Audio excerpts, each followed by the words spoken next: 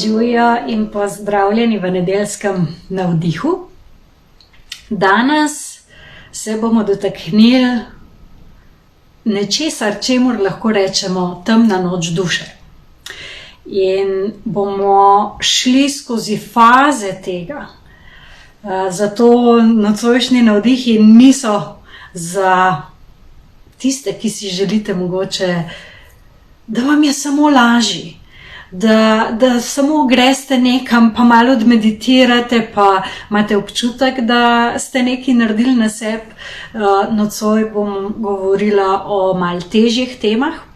Tako da tisti, ki se prepoznate, da ste v obdobju, ki mu lahko rečemo temna noč duše, dobrodošli. Za vse, ki gledate potem to na YouTubeu, je fajn, da všečkate seveda video in pa seveda tudi, da date tam en gumb je subscribe, pa označite obvestilo, zato da boste obveščeni, da vas bo YouTube obvestil, ko bom naložila nov posnetek oziroma nov video na svoj YouTube kanal.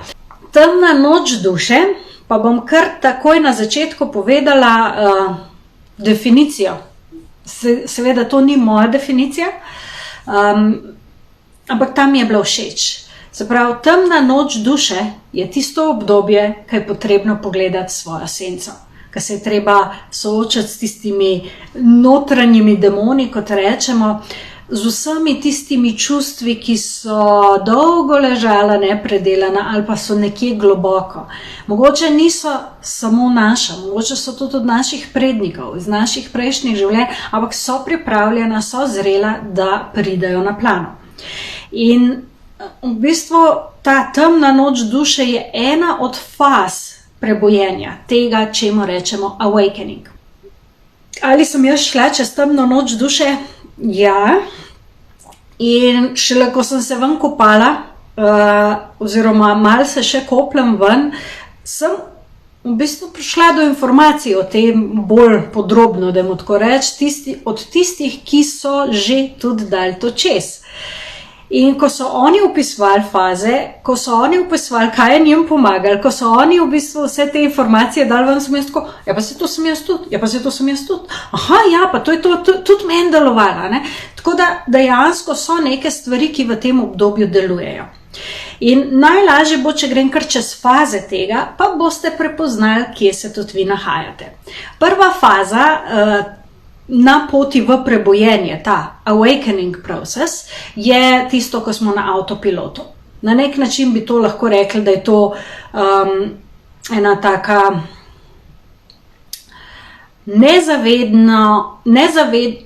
nezavedno obdobje teme. Se pravi, ko smo v temi, pa sploh ne vemo, da smo v temi. Smo na nekem avtopilotu. Tema je pa mišljeno to, koliko smo mi povezani s svojim višjim jazom oziroma svojo dušo, s stvarstvom, z enostjo. In to je, se pravi, tisto, čemu rečemo normalno življenje. To je tisto, ko so programi, ki nas usmerjajo, na podlagi katerih živimo življenje, brez da bi se sprašvali, zakaj, čemu, kako. Avtopilot. In to je življenje oziroma obdobje, kjer je zelo močna polarnost. In večina ljudi je še kar v tem obdobju. Polarnost oziroma dualnost je tisto, ko se vse deli na dobro, slabo, jaz, drugi, tema, svetloba, plus, minus, se pravi, vse se deli in zato se tudi mi delimo. Jaz sem tukaj, ti si tam, jaz imam prav, ti imaš narobe, konflikti in vse to, kar nam je dobro poznano. In potem pride v nekem trenutku do tega, da je pa preveč. Da pa enostavno ne zmoremo več tega običajnega, normalnega načina življenja. In to se je začelo dogajati, seveda, ko je začel več svetlobe prihajati na zemljo in nas je na nek način ta proces presvetljevanja zadev. In to se je potem začelo to, ok, mogoče pa ni samo to, kar jaz živim, pa kar so me učili, mogoče je pa še kaj drugega in smo vstopili v tisto obdobje duhovnosti, temu smo rekli in večina temu še vedno reče duhovnost, ampak zares gre za osebnostno rast, osebnostni razvoj, ko začnemo iskati neke rešitve na probleme tistega normalnega, običajnega življenja. In to je tudi druga stopnja.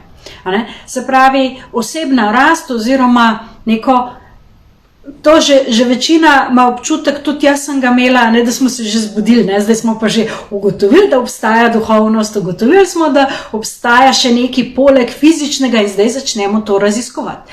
In seveda, od začetka to ponuja določene rešitve, določene odgovore, ki nam tudi pašajo. To, če mora rečemo New Age, je vse v tej kategoriji.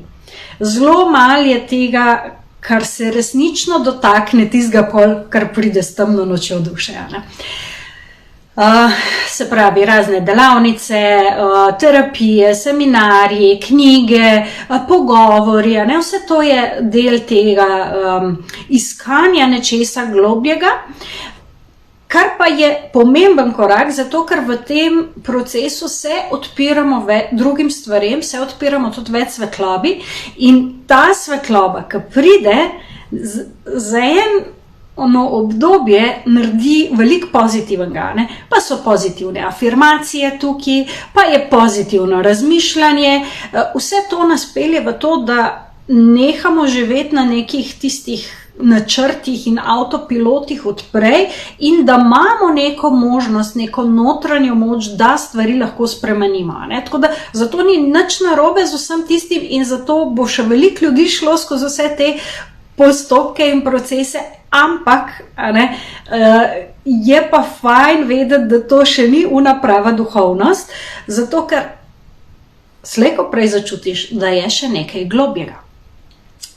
In v tej drugi fazi smo na nek način nezavestno pride v nas svetloba oziroma nezavedno pride v nas svetloba, ki pa začne vse tiste stvari, ki so bile prej pa potlačene, osvetljevati. Vse tisto, kar se je nabralo v otroštvu, pa vse tisto, kar se je nabralo, se pravi, od staršev, pa skozi vzgojo, pa skozi naše izkušnje, in tega nismo predelali, ker smo bili na avtopilotu in nismo znali, vse to se zdaj začne počasi mehčati in dvigati in na nek način začnejo stvari v globinah, se začne mulj dvigati. In ta del je potrebno tudi integrirati. Zato, ker takoj, ko mi začnemo vse samo pozitivno, ko začnemo čistiti neke zavestne stvari in tako, se tehtnica tega notranjega ravnovesja, ki je še vedno vezana na polarnost, na dualnost, na to, da je plus in minus, se začne malo zibati. Enkrat je malo boljš, enkrat je malo slabš, gremo na kakšno delavnico, je boljš, pa pridemo domov, je spet slabš. In osnova vsega vesolja je pa tisto notranje ravnovesje. In za notranje ravnovesje je treba oboje zbalansirati. Ampak to ne gre, da je eno na eni strani, drugo na drugi, ampak gre za integracijo, da se oboje skupaj preplete. In to je pa tisto, ko pride pa potem ta tretja faza oziroma to, čemu rečemo temna noč duše, ko ugotovimo, da na star način to, kar smo mi bili, ta naša stara identiteta začne odpadati in da nismo ne tisto, kar je pozitivno razmišljanje in tudi nismo vsa tista negativna oziroma neprijetna občutja in čustva, in da je zadaj še nekaj več in to nekaj več je potrebno, tako bom rekla, za to nekaj več je potrebno narediti prostor. In je treba spucati tudi tiste sence.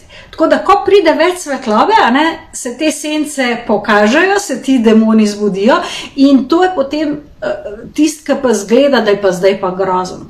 Da je pa se začnejo stvari sesuvati. Da se začne znotraj nas se začnejo podirati naši lastni koncepti, to, kar nam je pomembno, kaj v življenju nam je pomembno, ne? Čemu bomo sledili, notranje vrednote se začnejo, kaj pa je res moje, ne? Če smo delali na tem, da spuščamo vzorce, ki so bili prevzgojeni, spuščamo vzorce naših staršev in prednikov, spuščamo neke karmične zadeve, ne? Ker gre se potem na velik delavnic, pa rebirthing, pa karmično čiščenje, pa ta energija, pa ona energija, ne? In vse te stvari začnejo dvigati na površje, dokler mi res ne pridemo do trenutka, ko moramo pa to pogledati, ko moramo pa reči, ok, zdaj pa, a ne? Kaj bom z vsem tem, kako bom to pozdravila, kako bom to, kar se prej ni sčistilo, kako bom to na nek način sprejela kot del sebe in integrirala vase kot izkušnjo, a ne? In na nek način gre tudi za notranji konflikt med našim umom oziroma tem, čemu rečemo ego, in pa tisto pravo duhovno naravo. In to obdobje sigurno ni lahko. Tisti, ki se prepoznate v tem obdobju, veste, da to pride občutek, da ne spadaš nikamor, da si sam, da mogoče kar počneš, nima smisla, ne vidiš pa še novega, da je to, kar nekako so bile prej maske, treba sneti, ampak kaj se skriva za to masko, ne? Pride do veliko nekih notranjih konfliktov in v tem obdobju, če ne veš, kaj se dogaja, pridejo še vsa tista globoka čustva, je to lahko res, res naporno. Eno je to slišati, pa brati, drugo je pa, ko to doživiš. In to gre res za nek tak notranji razpad sistema. In namen tega je pa prebojenje v tisto resnično zavest, svojo pravo esenco, svojo res tisto notranjo duhovno naravo, notranjo avtentičnost. In pri tem pravzaprav ne pomaga nobena zunanja zadeva. To je notranje delo. Delo v sebi pravzaprav, ne na sebi, ampak v sebi, v svojih globinah. In ta nova naša duhovna identiteta, da se lahko rodi, da se lahko utelesi, se mora zgoditi pa, bom rekla, ta smrt ega, ki dovoli in dopusti, da je nekaj še več razen tega, kar je naš ustvaril. In najboljša primerjava, oziroma ko sem jaz prebrala, kaj se zares dogaja, ko se iz gosenice naredi, se pravi kokon in potem rojeva metulj, kaj se v tem kokonu dogaja? Se pravi, gosenica mora dejansko umreti zato, da se lahko rodi metulj. In če gremo po fazah, gosenica je tist avtopilot, potem se v ta kokon noter začne zavijati, pa misli, kako fajn, grem jaz skozi transformacijo, da bom metulj, ampak kaj se zgodi noter v tem kokonu? Začnejo se izločati encimi, ki popolnoma razgradijo gosenco. In če bi mi lukenco naredili v ta kokon, takrat, ko se to dogaja, bi ven stekla ena taka juha. Se pravi, gosenica, struktura gosenice se razgradi in ostanejo samo neke določene celice, ki pa potem so osnova za to, da se začnejo formirati nove strukture oziroma struktura metulja. In potem, ko je konec te transformacije, takrat metulj zleze ven iz tega kokona, ampak tudi še ni končano, ker se morajo pa krila razpreti, ker se morajo udi raztegniti, in to je še vedno ranljivo obdobje, preden potem lahko metulj poleti v novo življenje. In ta notranji razpad znotraj kokona, ko se ta struktura razgrajuje, to je temna noč duše. Ker se vse, kar je bilo, razgradi v tisto juho in ni nič več oprijemljivega. In preden se začnejo nove strukture postavljati, traja. In mi smo navajeni, sploh naš je navajen, da moramo nekaj narediti, da moramo nekaj početi, da moramo nekaj asistirati zraven, ne? Da ne moramo samo sedeti pa nič delati. Ne? Ampak dejansko se počasi, s časom začnejo stvari postavljati. In to ni nekaj, kar bi naš nadzoroval, kar bi naš ego lahko nadzoroval, to je popolnoma izven kontrole ega. In to je totalno scary. In v tem obdobju lahko ljudje zapadajo ali v hude depresije, ali v anksioznosti, izguba smisla, zelo težke energije so v tem obdobju. In potem vse sorte probavaš, pa na silo, tudi jaz sem probavala, pa na silo, pa iskala odgovore, pa to. Dokler nisem sprejela tega, da sem v procesu, da sem v tem kokonu. Meni je prav ta prispodoba, vsi govorimo o tej transformaciji iz gosenice v metulje, pa kaj se pa dejansko dogaja, pa zelo malo ljudi pove, predvsem zato, ker nastane metulj odleti v novo življenje, pa ne komunicira več z gosenicami. Ampak tam je še cel kup gosenic, ki čakajo na to transformacijo in sploh ne vejo, kaj se jim bo zgodilo ali pa kaj se jim dogaja, ko so znotraj kokona. In res tudi te globine, ki se lahko dvignejo, jih ne more obvladati. In to so lahko neki občutki od zapuščenosti do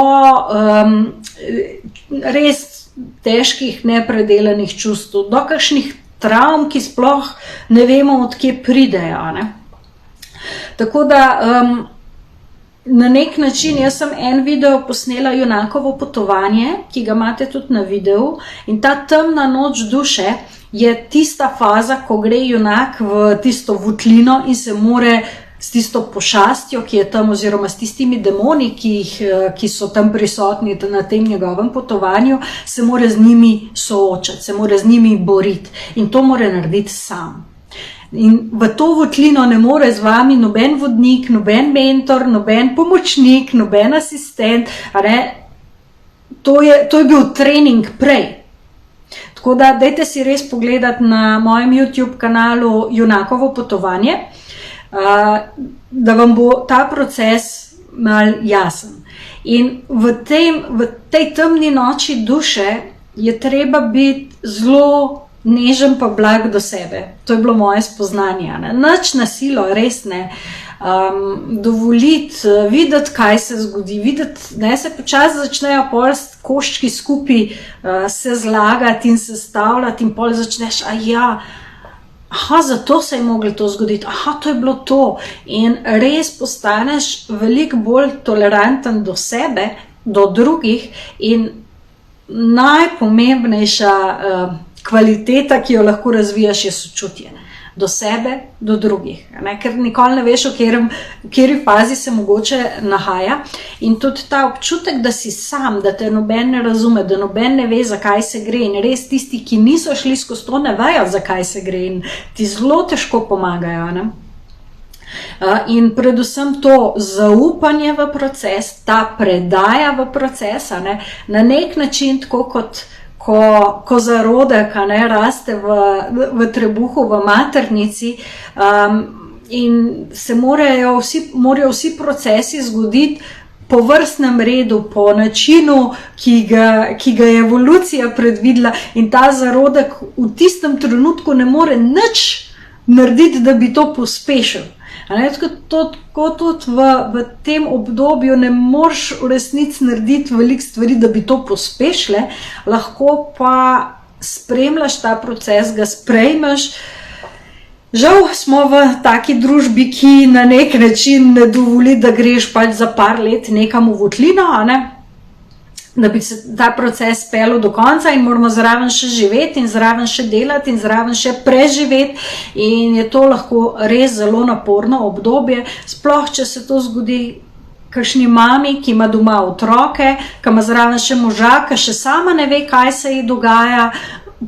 Vsi pritiskajo okoli, službo mora hoditi, otroke mora vzgajati, z možem se mora pogovarjati, znotraj se pa dogaja velika transformacija. Tako da in ta transformacija potem seveda pripelje do nekih novih spoznanj, vsekakor. Pripelje do tega, da postanemo bolj zavestni in samozavedajoči se, zato ker namen pa je, da res se odpremo tej svoji lastni duhovni naravi. In ko enkrat res pride do izkušnje tega, kako smo mi povezani, kako smo mi del neke veliko večje zgodbe, kot je tale človeška, potem je tudi lažje ta del spuščanja identitete oziroma navezanosti, ker gre za navezanost. Ker če smo mi duhovna bitja, pa nam je ful do tega, da do materialnih stvari, do materialnih dosežkov, do priznanja drugih in tako naprej, to pomeni, da imamo identiteto, ki je pa zelo upeta v ta materialni svet. In če želimo prevzeti to našo duhovno identiteto in delati v skladu s tem, kar nam višji jaz, v bistvu daje skozi, potem je res treba se umakniti, se mora ego res umakniti pa reči, okay, jaz pojma nimam ne kontrole, ne vem ne zakaj vse skupaj je, spustiti in prepustiti se in dovoliti, da se nova struktura vzpostavi in zgradi. Kaj pa lahko naredimo v tem obdobju? Ko se znajdete v temni noči duše, je zelo pomembno, da res, rekla, dovolite procesu, da se zgodi, čeprav je ful naporen, da se ne zatikate v stvari, da samo dovolite, da gre. S tem, da to obdobje lahko traja kar dolg časa, lahko traja tudi več let. Jaz, če pogledam, meni se je začel zares takrat, že malo pred korono skoraj. Sam takrat jaz tega nisem prepoznala in sem se toliko z zunanjimi stvarmi tudi ukvarjala, da enostavno nisem in bila sem navajena skozi nekaj aktivno delati, tako da na nek način me je to podaljšal ta proces, ker bolj kot se upiramo, dlje traja, bolj kot to ali zanikamo ali karkoli, pač težje nam bo, Zato zelo v tem obdobju pomagajo v bistvu pogovori z nekom, ki razume ta proces, ki ga je že dal skozi. Čeprav, kot sem rekla, ko greš v tisto votlino, tam se soočati z tistimi demoni in zmaji, greš sam. Gre bolj za to, da res najdeš mogoče nekoga, ki te samo posluša, pa niti te ne skuša popraviti, pa niti ti ne skuša pametovati, pa dajati na svetu, ampak da te samo posluša, ker je veliko lažje, če pač se z nekom pogovarjaš o tem. Potem dejansko pomaga izvajanje določenih duhovnih praks, zdaj seveda odvisno od tega, kaj ste že prej delali, kaj so bile tiste New Age-ovske zadeve, ki ste jih že prej poskusili, ta duhovnost, ki smo jo dali skozi, ampak da jih uporabite za neke nove rutine, za neke nove navade. Se pravi, joga super, zato da tudi telo lažje vse te procese da skozi, zato ker skozi telo se marsikaj potem sprocesira, in lahko pride tudi določeni simptomi od različnih oblik nekih bolezni, ki vam pridejo, ali pa neko pač notranje ravnovesje se nekje poruši, in to potem se tudi na našem telesu pozna. Zdaj, kako seveda je od vsakega posameznika odvisna. Potem meditacija, čas v samoti, narava, res nekaj, kar vam pomaga usmeriti navznoter in dovoliti te procese, ker takoj, ko smo naven, vse okoli, spet v bistvu dela toliko bolj in pa zavira ta notranji proces. In prehrana pa skrb za telo sta res pomembna, ravno zato, kot sem prej rekla, ker se skozi telo marsikaj sprocesira in tudi različna čustvena stanja, ki niso bila sprocesirana, pa so v našem celičnem spominu, začnejo spet v bistvu, ko se zmehčajo, začnejo ven hoditi, in se telesno lahko pozna. Zato je ful fajn, da se ne ustrašite teh simptomov, ampak da jih vzamete kot nekaj, kar je reakcija vašega telesa na vse to in poskrbite za nje. Se pravi, da jih naslovite, da date telesu dovolj vitaminov, mineralov, redno prehranjevanje, to je tako zelo pomembno. Recimo kaj je pomagalo meni v tem obdobju, začela sem res redno meditirati, ker prej od začetka, ko sem jaz začela z duhovnostjo, sem pridno redno meditirala, pa sem malo nehala, ne bilo samo bolj kot po potrebi, v tem času sem pa res začela redno meditirati. In od začetka je bilo grozno sedeti pa biti v miru sam sabo, ker nisem bila v miru sama sabo, bilo vse pa to, pa dej, pa pa te, pa zakaj, pa brez veze, pa res nič ni imel smisla, res je bilo tako, kao zdaj kar nekaj sedela pa meditirala, bi rajš nekaj naredila, zato da ti bo boljš, zato da boš tole dala čim prej čez, pa se veš, pa moraš to, pa posel, pa res se soočaš s svojim umom, ki ima cel kup enih predlogov, kaj bi ti mogel, pa kaj ne, dokler ne ugotoviš, čakaj malo zakaj. Ni boljš, da jaz tole odsedim, pa prediham, pa kaj še pride, kaj pride spodi, kaj je to, in se pravi, vse tisto, kar sem prej učila, sem zdaj zelo dobro mogla uporabiti v praksi. Potem seveda esence, dokler nisem ugotovila, v kakšnem procesu sploh sem, meni esence sploh niso pomagale. In sem začela že dvomiti v to, a je to sploh smiselno, kaj sploh, a se moram nalivati s tem, pa brez veze, pa vse skupaj bom pustila, to nič ne dela, Tako prav res sem imela te borbe sama s sabo, ampak ja, potem, ko sem se umirila, ko sem rekla, kaj bo pomagalo temu procesu, da gre lažje, pa sem tudi lažje esence zbrala in so pomagale. Včasih sem jih tako res vzela, tudi po 10 različnih na dan, ker se je tako hitro menilo, ker je tako hitro šlo, da enostavno je bilo zdaj to, pol je bilo uno, pol je bilo tretje in pol tudi ugotoviš, koliko smo mi kompleksni in koliko je enih stvari, ki niso zares predelane, tudi če si mislil, da si delal na sebi. Kar dobro.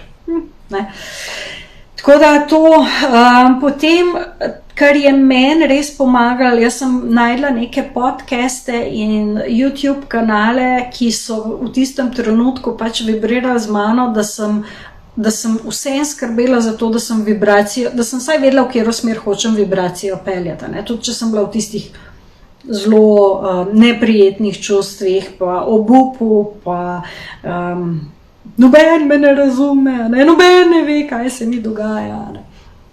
Žrtva je zelo bila prisotna, in pol sploh nisem hotela drugih obremenjevati in pol sem se raj zaprla v stanovanje in tle sama s sabo bila, hvala Bogu, imam psa, ki me je ven vozil vsak dan v naravo, da sem te stvari tudi razmigala ven, da sem telo s kisikom napolnila, da so se stvari začele potem tudi lažje mehčati in procesirati. Zelo mi je pomagalo, da sem poslušala tiste, to sem kar pač po YouTubeu poiskala, ki so imeli izkušnje s tem, se pravi, near death experience, se pravi, ki so bili ali klinično mrtvi, ali to pa so imeli posmrtno izkušnjo, pa so potem nazaj prišli, ki so razlagali svoja spoznanja v duhovnem svetu. Se pravi, moj je rabil slišati, kaj je na drugi strani, kaj se je drugim dogajalo. Se so bila vsa različna, ampak da ni tako grozen spustiti identitete in da je tisto, kar je na drugi strani, dovolj prijetno, da sem imela motivacijo v tem procesu ostati in ga zdržati in si ga dovoliti. To je bilo tako. Tole je bil moj lifesaver, lahko rečem, tele karte, Galactic Heritage Cards, ki jih je 108 in opisujejo našo galaktično zgodovino. In sem šla prevajati vse in da sem imela neko disciplinirano rutino, ki mi je pomagala, da sem se osredotočila na bolj te duhovne vsebine, ki niso površinske, ampak grejo zelo globoko, in sem sproti tudi procesirala določene stvari, ki so pač bile povezane z različnimi izkušnjami, ki se odvijajo v našem univerzumu, v naši galaksiji na različnih dimenzijah. Tako da to je bil recimo ena taka moja lučka, kaj in kompas, v to smer greš, tako kot una zvezda Severnica za mornarje sred morja, da tlele sem v redu, nisem še čisto izgubljena. In pa različna kanalizirana sporočila, svetlobni jezik, vse take stvari so bile ta moja zvezda Severnica, da sem vedela, da je nekaj, kar tudi ko bo ego popustil enkrat, da kam se usmerta. Vsak najde svoje, ni nujno, da to lahko pomaga vam, ampak glede na to, kaj so vaše izkušnje odprej, kaj so vaša znanja, vaše veščine, ki ste jih pridobivali v času, bom rekla, tistega prvega prebojenja iz avtopilota, glede na to pridejo prav stvari, in jih tudi ukomponirate v svoje življenje. Kaj pa potem? Potem pa, ko se vse to, ta temna noč duše sprosti, to je tako kot tisto res, ki pravijo, da je pred zoro noč najtemnejša, to je ta temna noč duše, potem se začne pa svetlikati, pa začneš ugotavljati, da, če vzamemo tisto kokoningo senco, da se počas pa neke strukture vsem začnejo postavljati, in se začneš prebujati v to res neko drugačno realnost, oziroma bolj pravo realnost, in začneš gledati na ta svet kot res na nekaj zunanjega, na nek konstrukt, ki ga je pa ne samo ta osebnost, ampak tudi ta naš kolektivni ustvaril za to, da imamo neko izkušnjo. In v bistvu nagrada za to temno noč duše, je potem, da res prepoznaš to, kako zelo smo zares navezani na ta snovni svet in kako nas te navezanosti, na predvidljivost, na to, kaj se bo zgodilo, na to, kako se drugi obnašajo, na vse to, da lahko vemo, da imamo nekaj oprijemljivega, ker nam to kao daje nek občutek varnosti. Ko te navezanosti spustiš, takrat ugotoviš šele, da si se osvobodil skrbi, strahov, da se naseli vate en tak notranji mir z zavedanjem, res tem zavedanjem, da veš, da je vse poskrbljeno, da ni to več samo mentalni koncept, ampak da to čutiš noter v vseh celicah. Potem pride tudi ta notranja stabilnost, ko enostavno se je naredil tudi ta prostor, v katerega se potem lahko sidra vsa ta svetloba, pa zavest višjega jaza oziroma duše. In izbire postanejo veliko bolj zavestne, na drugačen način, z eno drugo zavestjo zadej. In tudi prevzameš odgovornost za svoje izbire drugače, z nekim globjim razumevanjem. Recimo, jaz sem ugotovila, da definitivno sploh ne morem več soditi, kaj je dobro, pa kaj ni, ker je za vsakega to njegova izbira. In tisto, kar sem jaz odgovorna, sem za svoje stvari, vsak je pa za svoje. In to sočutje in potrpežljivost in toleranca se tako zelo razbohotijo v tem novem prostoru, ko so tiste stare zadeve odšle. In predvsem to zavedanje te enosti, katere del zares smo, se v bistvu potem na drugačen način tudi čuti in sidra v telo. In potem rečeš, wow, kako dober. in res pozabiš za tisto, kar si prej procesiral in traumiral in je bil obup in je bil brezup in je bila nemoč in je v bistvu ego hlastal po kontroli, potem veliko lažje spustiš pa rečeš, zaupam, vem, da se stvari zgodijo, ampak to tako res na eni globji ravni.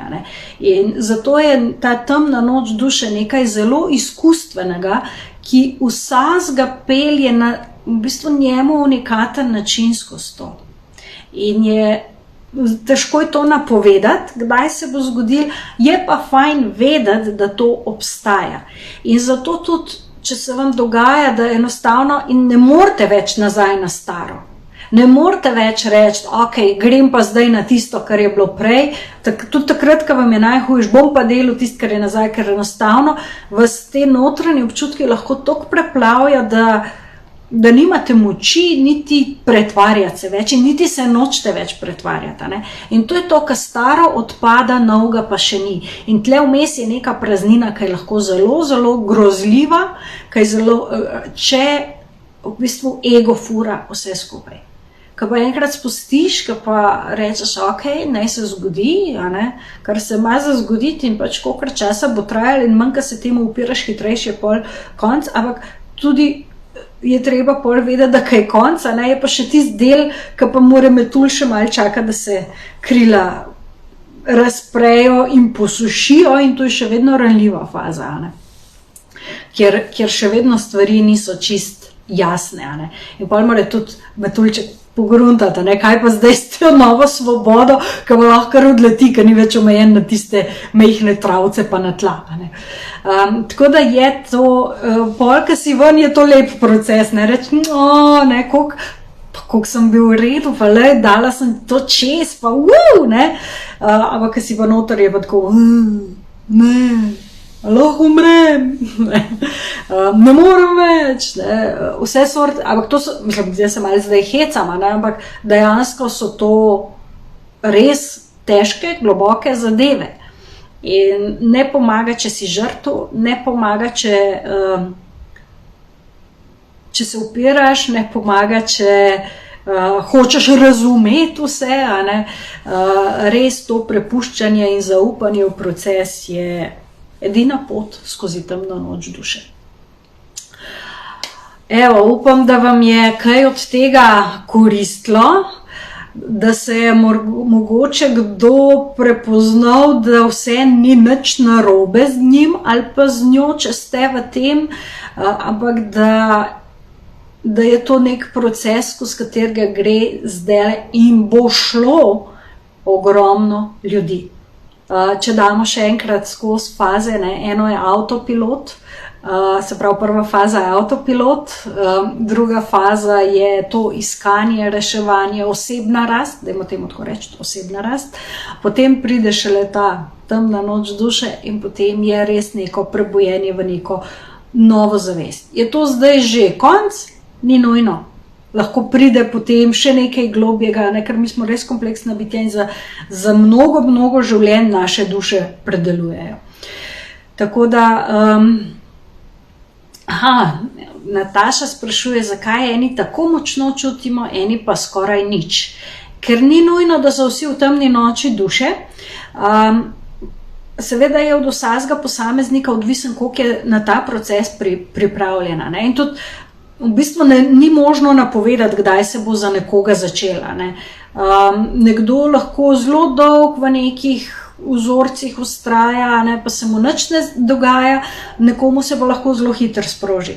Tudi naše duše pač imajo različne izkušnje v različnih inkarnacijah, v različnih dimenzijah in zato vsaka pride svojo res unikatno zgodbo v to življenje in s odločitvijo, zakaj ravno to življenje, zakaj ravno to in kaj vse bo predelala. Zato eni pač ne čutijo, eni pa toliko bolj. so to res globoke transformacije, ki pustijo nek vtis in odtis, in šele ko se ta prostor res sprosti, ta notranji prostor, ko se zintegrirajo določene izkušnje, ko se vzpostavi to notranje ravnovesje, takrat pa res lahko pride ta utelešenost višje zavesti. In to je tudi ena od stvari, ki jih bomo naredili na Moon Lodgeu, se pravi 5. maja, to je v petek, mislim, da je petek. V petek ob 6. popoldan se bomo res povezali s temi svetlobnimi deli, ki nam pomagajo potem, da se lažje transformirajo tudi določene te vibracije, ki nas mogoče dol tiščijo, ali pa ker je Luna oziroma Lunin mrk v Škorpijonu, bodo res neke globoke stvari, tako da če želite na hiter en proces, ki seveda ni ta proces ni zdaj čarobna palčka, ampak pomaga, da se mogoče vaš kompas naštela, da se povežete z temi res lepimi solarnimi vibracijami, ki vam pomagajo skozi obdobje, v katerem ste trenutno, potem ste seveda vabljeni. To je v živo, v Ljubljani, to je v bistvu je to meditativno aktivacijska delavnica. Spet bomo delali z esencami boginj, zato ker res so fantastične, da usidramo te kvalitete, ki pol hitreje izpodrinejo one, ki so neprijetne in so del ego struktur. Tako, s tem zaključujem z nocojšnjim navdihom. Čau, čau!